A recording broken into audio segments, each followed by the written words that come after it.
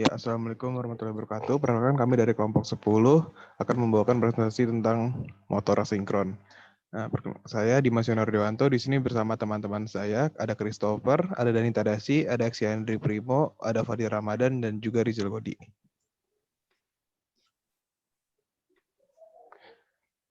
Yang pertama adalah prinsip kerja. Nah, prinsip kerja ini motor induksi 3 fasa memiliki sumber AC 3 fasa yang terhubung dengan stator pada motor. Ketika stator terhubung dengan sumber AC, maka arus akan mengalir ke stator melalui kumparan pada stator. Dalam proses ini, inti besi di stator menjadi magnet yang kemudian akan menginduksi bagian rotornya. Nah, ketika kumparan rotor terinduksi tegangan, maka akan mengalir arus. Nah, arus yang mengalir pada kumparan rotor akan berinteraksi dengan medan magnet di stator yang sehingga akan menimbulkan gaya putar pada rotor. Nah, gaya putar ini menimbulkan torsi yang cenderung memutar rotornya. Perputaran rotor akan semakin meningkat hingga mendekati kecepatan sinkron. Gaya tersebut menimbulkan torsi yang cenderung memutar rotornya. Perbedaan kecepatan medan stator dan kecepatan rotor disebut slip yang dinyatakan dengan slip sama dengan NS kurang NR dibagi NS, di mana NS adalah medan stator dan NR adalah kecepatan rotor. Untuk prinsip kerjanya ini, diawali dengan hukum Ohm, lalu dilanjutkan dengan hukum Ampere, dan juga hukum Biot-Savart, lalu ada hukum Gauss-Magnet, dan hukum Faraday dan hukum Lenz. Lalu kembali lagi dari awal, mulai dari hukum Ohm, lalu hukum Ampere, setelah itu hukum Biot-Savart, dan terakhir torsi. Next ya. Berikutnya adalah kurva karakteristik. Nah, pada saat menyala, terdapat arus awal yang tinggi dan torsi yang rendah. Saat mencapai 80% kecepatan torque, kecepatan penuh, torsi berada pada tingkat tertinggi atau pull out torque yang ditunjukkan pada panah dan arus mulai turun. Pada kecepatan sinkron, maka arus torsi dan stator akan turun ke nol. Next. Nah, secara umum konstruksi motor induksi ini terdiri dari rotor dan stator. Stator ini adalah bagian yang diam, sedangkan rotor adalah bagian yang berputar. Di antara keduanya, terdapat celah kecil udara yang jaraknya sangat kecil dan celah ini nantinya sangat berpengaruh terhadap proses induksi. Yang sebelah kiri tadi adalah komponen stator yang bagian terluar dari motor. Ini biasanya terbuat dari baja maupun aluminium, sedangkan intinya berupa lapisan terbuat dari baja. Nah, di sebelah kanan adalah rotor. Rotor ini dibedakan menjadi dua, yaitu rotor sangkar tupai dan juga rotor belitan. Kalau sangkar tupai ini terdiri dari inti silinder yang berlapis, yang paralel sebagai tempat untuk membawa konduktor rotor. Nah, sedangkan yang sebelah kanan, motor belitan ini berbeda dengan motor sangkar tupai dalam hal konstruksi rotornya. Rotor ini dililit dengan lilitan terisolasi serupa dengan lilit stator. Next, Jal. Ya, terima kasih Dimas. Berikutnya saya ingin menjelaskan mengenai rangkaian ganti dan fasor. Oke. Jadi pertama itu kerja dari motor induksi atau motor 3 fasa itu bisa di-mute dulu mungkin Rizal.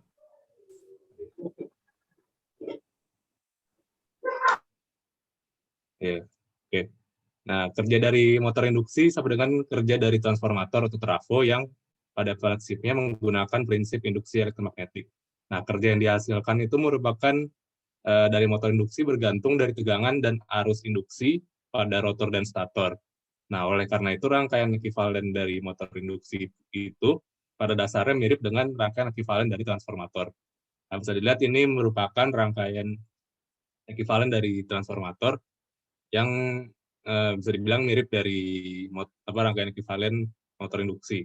Yang bisa dilihat pada masing-masing komponen ini bisa dilihat yang pertama adalah I1 merupakan arus stator dalam satuan ampere, kemudian R1 merupakan tahanan stator dan satuan ohm, kemudian ada juga X1 atau reaktansi induksi stator dalam ohm juga, kemudian IM itu merupakan arus magnetisasi dalam ampere, kemudian RC merupakan tahanan magnetisasi dalam ohm, kemudian ada juga XM dalam sebagai reaktansi flux utama, kemudian ada IR sebagai arus rotor, kemudian RR sebagai tahanan rotor, XR sebagai reaktansi induksi rotor, Dan terakhir ada yang namanya ER, atau tegangan induksi dari rotor dalam satuan volt. Oke, di next. Ya. Nah, ini merupakan rangkaian yang ekuivalen dari sisi rotor. Bisa dilihat kondisi rangkaian ekuivalen antara sebelum dan setelah slip. Yang di kiri merupakan rangkaian sebelum dimasukkan slip, atau bukan sebelum dimasukkan slip, setelah dimasukkan slip. Namun yang sebelah kanan adalah setelah mengkonversi slipnya yang dari perhitungan ke dalam tahanan akhir atau si RR-nya tersebut. Nah, jadi pertama bisa dilihat untuk perbedaannya tadi yang dibilang oleh Dimas bahwa slip mempengaruhi keluaran. Nah, jadi yang pertama itu ada ER atau tegangan induksi saat berputar, itu merupakan perkalian dari nilai slip dikali dengan tegangan induksi saat diam atau R0. Nah, berikut juga slip mempengaruhi selain tegangan juga frekuensi dari sistem, yaitu pertama FRE itu merupakan frekuensi saat berputar dan FR0 itu sama frekuensi saat diam. Nah, kemudian selain itu juga slip mempengaruhi dari JXR atau reaktansi rotor yang merupakan perkalian dari slip dikali JXR 0. Nah, ya S itu slip, dan bisa dilihat ini untuk mencari arusnya, arus rotor itu IR sama dengan EG dibagi RG ditambah JXG, atau IR sama dengan EG dibagi RR ditambah JXS R0, atau IR sama dengan R0 dibagi RR dibagi S ditambah JX R0. Oke, di next. Nah, ini untuk rangkaian ekuivalen akhir, atau bisa dibilang rangkaian ekuivalen dari sisi stator yang digabung dengan sisi rotor yang menghasilkan rangkaian ekuivalen final dari motor induksi. Nah, bisa dilihat bahwa yang di kiri itu kondisi awal rangkaian ekuivalen yang juga merupakan rangkaian ekuivalen transformator model seperti yang tadi dijelaskan di awal, dan yang di kanan merupakan gabungannya, yaitu merupakan rangkaian ekuivalen akhir dari motor induksi 3 fasa, yang dimana ada keterangan tambahan. Yang pertama ada I2 itu merupakan arus rotor akibat gaya gerak listrik pada stator dan satuan ampere. Kemudian ada juga E1 merupakan tegangan induksi pada kumparan stator dalam volt, dan yang terakhir X2 merupakan reaktansi kumparan rotor dalam ohm. Next. Nah, kemudian untuk fastor dalam asinkron itu berada dalam flux. Jadi pertama-tama bisa dijelaskan ketika sumber 3 fasa itu dihubungkan ke dalam 3 terminal 3 fasa motor induksi, maka arus bolak-balik sinusoidal IR, IS, dan IT akan mengalir pada belitan stator. Nah, arus-arus ini akan menghasilkan gaya gerak magnet pada kumparan, sehingga akan menghasilkan flux magnetik yang berputar, disebut juga dengan medan putar. Nah, medan magnet yang demikian kutub-kutubnya tidak bisa diam pada posisi tertentu, tapi meneruskan pergeseran posisi di sekitar stator. Nah, kemudian untuk melihat bagaimana medan putar dibangkitkan, maka dapat diambil contoh pada motor induksi 3 fasa dengan 2 kutub, dengan kutub berjumlah 2. Nah, flux yang dihasilkan oleh arus bolak-balik pada belitan stator adalah seperti yang dilihat di gambar. Yang pertama ada flux X, flux T, sama flux R, yang masing-masing sudutnya 120 derajat, di mana flux R sama dengan flux M sin omega T, kemudian yang untuk S dan T bisa dilihat, dan di mana untuk yaitu bukan flux magnetik dan omega T sebenarnya kecepatan sudut. Nah, ini merupakan gambar diagram fasor flux 3 fasa seimbang. Di next.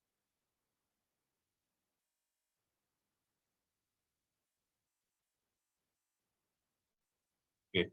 Nah, kemudian buat yang gambar B8 bisa dilihat itu merupakan gambar medan putar pada motor induksi.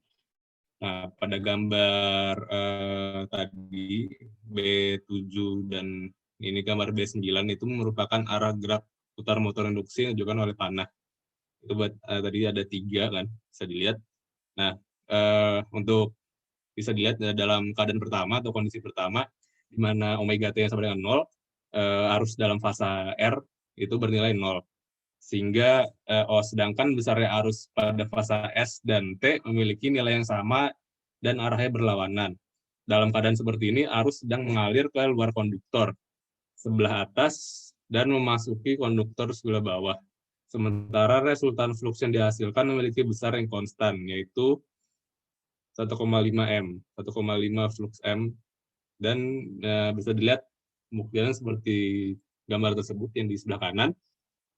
Bisa dilihat tadi untuk flux R-nya 0, untuk flux S-nya merupakan kebalikan dari flux T, dan kemudian bisa dilihat resultan fluxnya itu secara sederhana dapat disimpulkan menjadi 1,5 flux M.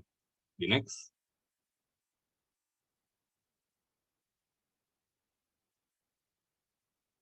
Di next, ya. Oke. Nah, kemudian ini ada beberapa kondisi lain. Tadi selain kondisi pertama, ada kondisi kedua, ketiga, dan keempat. Nah, untuk kondisi kedua itu harus bernilai maksimum negatif pada flux S, pada fase S. Sedangkan pada fase R dan fase T bernilai setengah dari maksimum pada fase R dan fase T. Dan pada saat ini omega T-nya bernilai 30 derajat. Oleh karena itu, flux yang diberikan oleh masing-masing fase dapat dilihat seperti gambar kondisi 2. Bisa dilihat untuk flux R-nya bernilai tadi bisa dilihat sesuai dengan tadi dibilang setengah flux M, untuk flux S-nya bernilai minus dari flux M, dan untuk flux T-nya bernilai setengah dari flux M juga. Nah, untuk resultan fluxnya bisa dilihat senilai flux RS sama dengan 1,5 flux M. Nah, kemudian untuk kondisi 3, arus fase R dan fase T memiliki besar yang sama dan arahnya berlawanan, yaitu 0,866 flux M. Nah, oleh karena itu, flux yang diberikan pada masing-masing fase bisa dilihat oleh gambar di kondisi 3, dengan masing-masing nilai flux R itu akar 3/2 flux M, flux S sama dengan min akar 3/2 flux M, dan flux T sama dengan 0. Nah, untuk resultan fluxnya bisa dilihat flux RS sama dengan 1,5 flux M.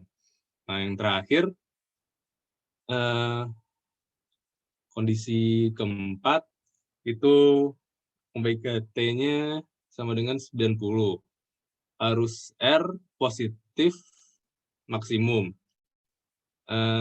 Sedangkan arus S dan T 0,5 dan kebalikan. Nah, oleh karena itu bisa dilihat besar masing-masing flux pada kondisi 4, untuk flux R sebesar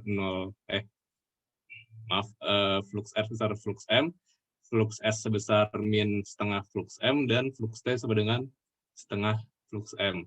Nah, demikian resultan untuk kondisi 4 bisa disimpulkan sebagai flux RS sama dengan 1,5 dari flux M.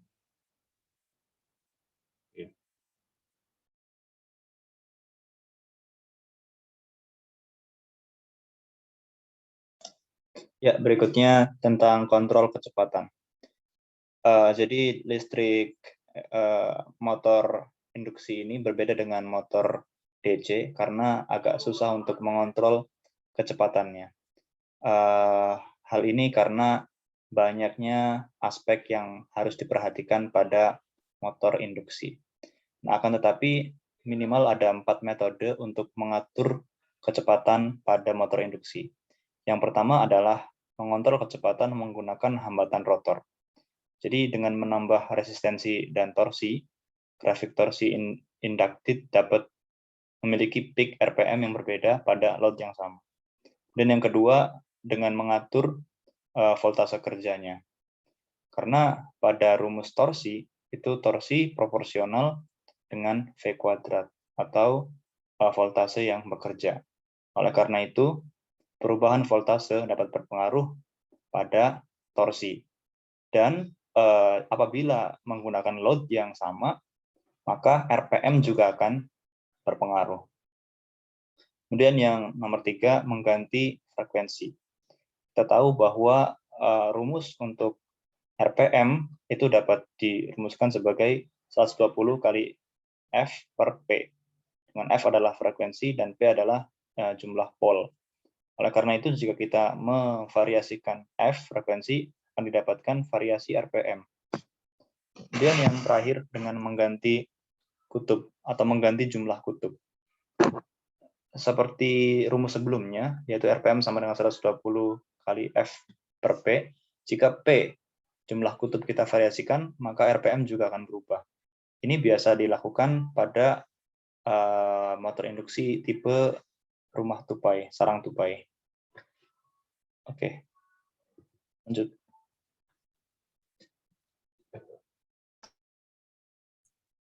Nah, untuk yang ini, di motor asinkron membutuhkan sebuah starter untuk menyalakan alatnya.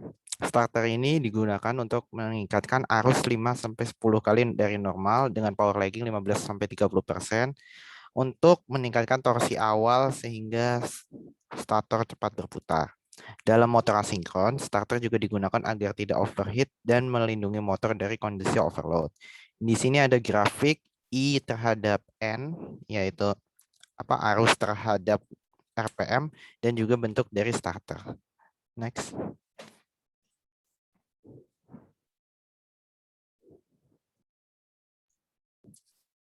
Nah, yang pertama adalah direct online.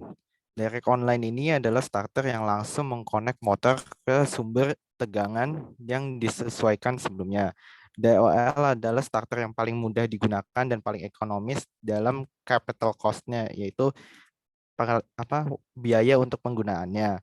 Besar arus dari DOL itu 4-7 kali dari arus bebannya jika dihitungkan arus saat start motor dan juga range overload. Tegangan dari direct starter ini tidak perlu diatur karena sudah sesuai dengan sumbernya. Next. Yang ini adalah starter motor Star Delta. Star Delta ini memiliki dua starter. Yang pertama memiliki kumparan start, yang kedua memiliki kumparan bentuk delta. Pada saat start, starter terhubung ke star connector untuk meminimalisir arus yang melonjak. Kemudian ketika sudah mencapai kecepatan normal, starter akan berubah menjadi koneksi secara delta. Kelemahan dari starter motor ini adalah arus dan torsi lebih lemah dan lebih rendah dibanding DOL. Dari sini, starter ini memiliki 3 komponen utama, yaitu main, start, dan delta, serta timer untuk pengalihan dari starter ke delta. Next. Soft starter merupakan starter yang digunakan untuk memperhalus start dan juga bisa untuk memperhalus pemberhentian atau stop dari suatu motor elektrik asinkron.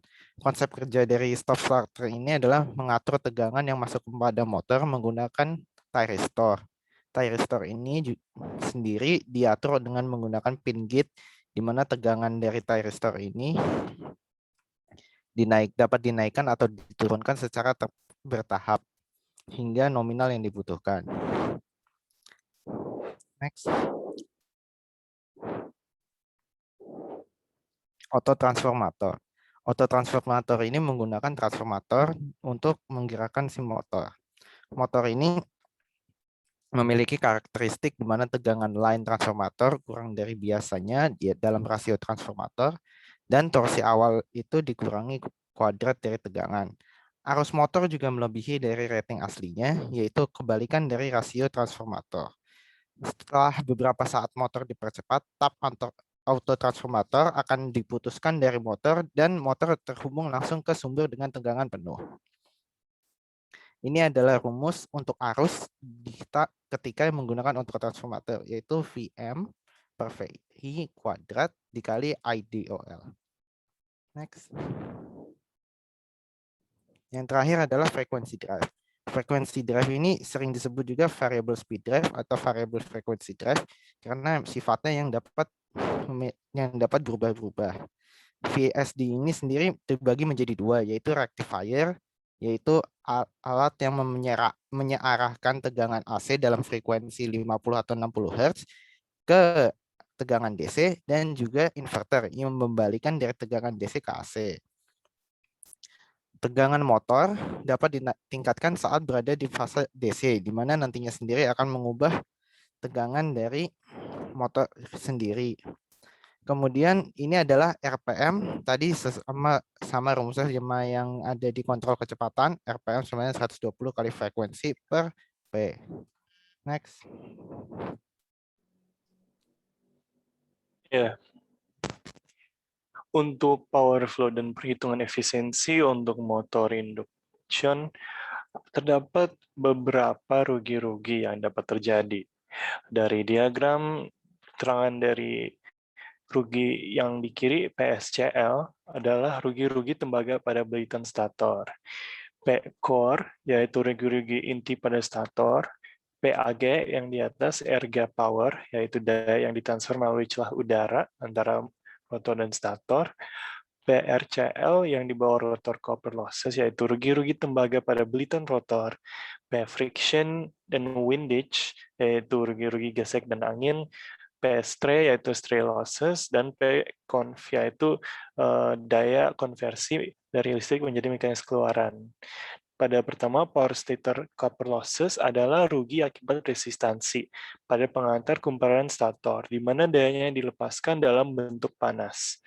Dan kemudian power core losses adalah rugi akibat hysteresis loss dan eddy current loss. Air gap power adalah daya yang berpindah dari stator ke rotor tanpa kerugian. Dan pada rotor ada power rotor copper loss akibat resistansi pada pengantar kumparan rotor dalam bentuk panas. Berikutnya, converter power adalah daya yang berubah dari listrik menjadi torsi mekanik. Di sini juga terdapat kerugian gesekan dan udara. Dan akhirnya ada kerugian stray atau miscellaneous dari hal yang tidak diketahui atau tidak diperhitungkan seperti getaran mesin, suara, dan lain-lain. Yang terakhir, payout, yaitu daya akhir tersisa yang dihasilkan dalam bentuk putaran motor. Untuk efisiensi dari motor induksi dapat diperhitungkan sebagai perbandingan antara daya hasil output dengan daya sumber input. Dan rumus efisiensi sama dengan payout per Pin kali 100%. Berikut.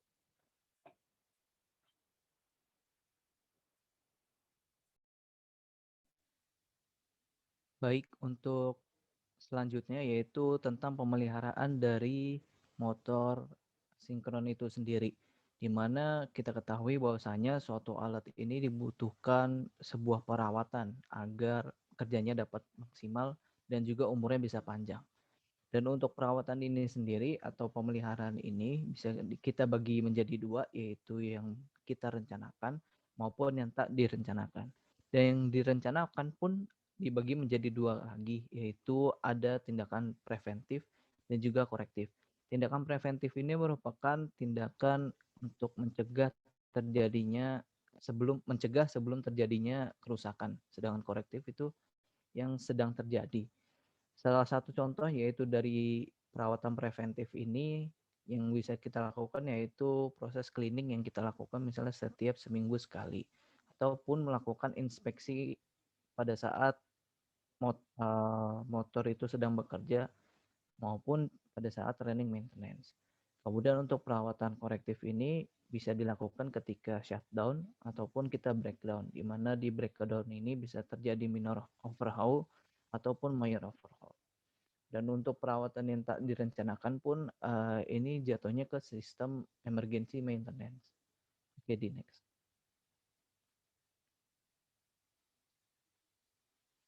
Dan untuk preventive maintenance ini bisa kita bagi menjadi 4 langkah, di mana untuk yang pertama yaitu current check. Current check ini dilakukan ketika motor dalam keadaan berjalan. Dan jadi kita melakukan pengecekan arus listrik yang bekerja pada motor.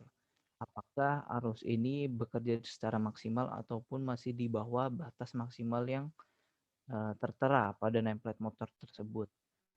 Kemudian untuk yang kedua yaitu ada insulation resistance check, di mana kita mengecek beberapa tahanan isolasi yang ada pada motor dengan menggunakan insulation tester. Nah, ukuran tahanan isolasi ini terhadap ground biasanya lebih dari 5 mega ohm. Artinya motor dalam keadaan baik, karena jika lebih dari 1 mega ohm ketika ada lilitan pada ground lembab sehingga dapat menyebabkan short circuit.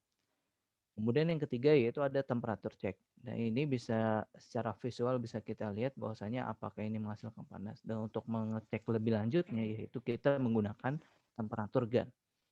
Yang terakhir adalah reparation, di mana ini merupakan tahap ketika benar-benar sudah terjadi kerusakan pada motor tersebut dan harus dilakukan servis yang lebih total istilahnya. Di next.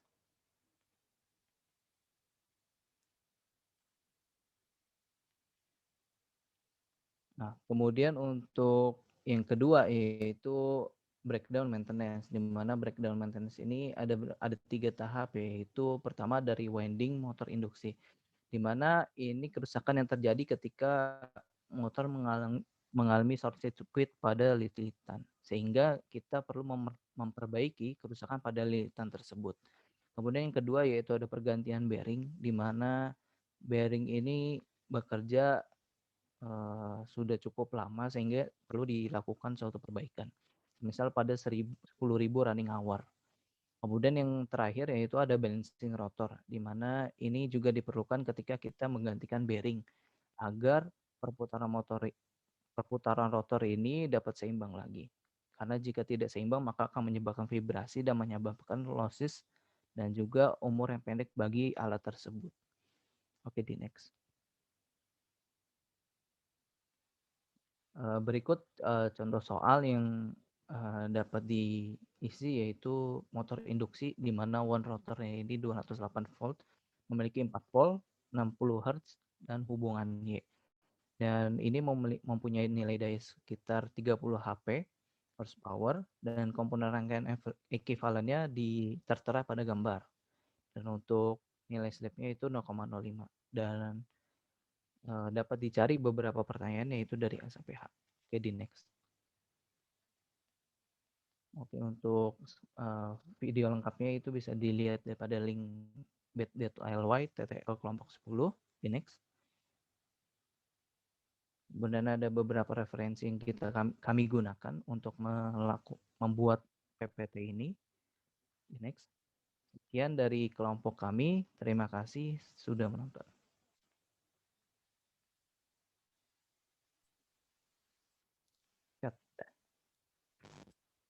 Lancarkan. Terima kasih. Lancarkan.